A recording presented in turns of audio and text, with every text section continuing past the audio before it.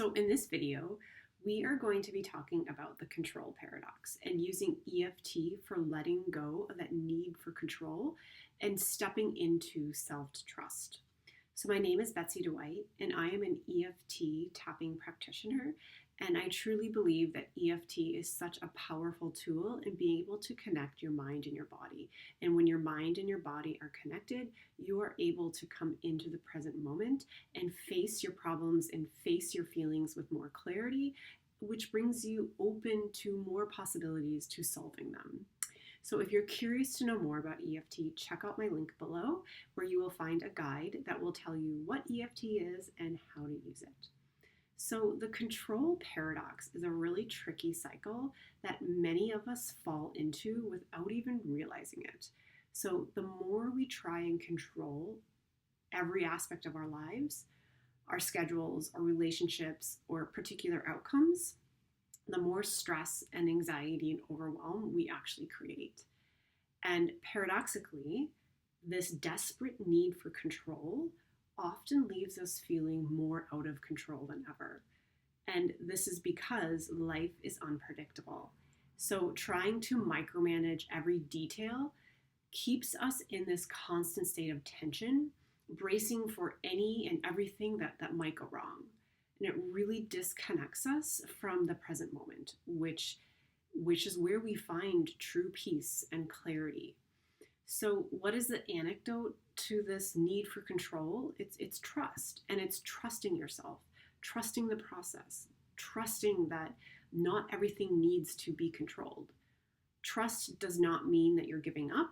It means that you're loosening your grip and allowing for space in your life for things to flow. And the shift is from fear to faith. It's from being really rigid to flexibility and adaptability. When you start trusting instead of controlling, you will find that your life feels lighter.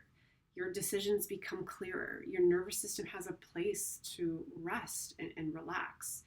Trusting yourself doesn't mean that everything will always go perfectly, but it does mean that you will be able to navigate and face challenges from a place of trust, which ultimately will build your resilience.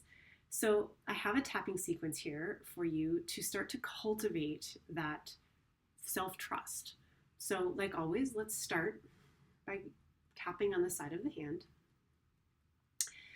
and just noticing what comes up for you when you think about letting go of control. Letting go of that control, or maybe you're thinking of a very specific situation in which you tried to control or you're trying to control. And start to notice what's going on for you, what's present when you think about this. Taking a deep inhale and a releasing exhale, and repeating after me, and changing my words so that they resonate with you. Even though I struggle to fully trust myself, I deeply and completely love and accept myself. Even though sometimes I doubt my decisions and abilities, I choose to believe that I am capable and worthy of self-trust. Even though trusting myself feels really hard right now. And I honor where I am, and I am open to building this self-trust step by step. And coming up to the inside of the eye, I've struggled with trusting myself. Coming to the side of the eye, I doubt my decisions sometimes. Coming under the eye, it's hard to believe that I know what's best for me. Coming under the nose, what if I make a mistake? Coming to the chin, what if I'm not good enough? Coming to the collarbones, all this self-doubt feels so heavy. It's weighing me down. It's stopping me from moving forward. Coming under the arm, I'm open to letting go of some of this doubt. Coming to the top of the head. Maybe I don't have all the answers right now. Coming to the inside of the eye. I'm struggling to trust myself. Into the side of the eye. I notice how this doubt feels in my body. Start to tune in. What are you noticing in your body when you feel this doubt? Maybe there's coming to under the eye. Maybe there's a tightness in your chest. Maybe there's a lump in your throat, knots in your stomach. Say it out loud. Give it space to exist. What is the sensation in your body when you think about this self-doubt that you have? And coming under the nose. This tension reminds me of my doubts and fears. Maybe these doubts and fears have been with me a really long time. Coming to the chin. I'm acknowledging these sensations without judgment, accepting them that they're here. Into the collarbones. I feel this heaviness, and it's okay to notice it. And coming under the arm, I'm open to releasing this tension. I'm coming to the top of the head. As I let it go, I create space for self-trust. And coming to the inside of the eye. What if I can trust myself, even just a little? Coming to the side of the eye. I feel a softening in my body as I consider this. Start to notice when you're considering this trusting yourself. Where do you feel it in your body? Is there a softening? Is there a release? Coming under the eye.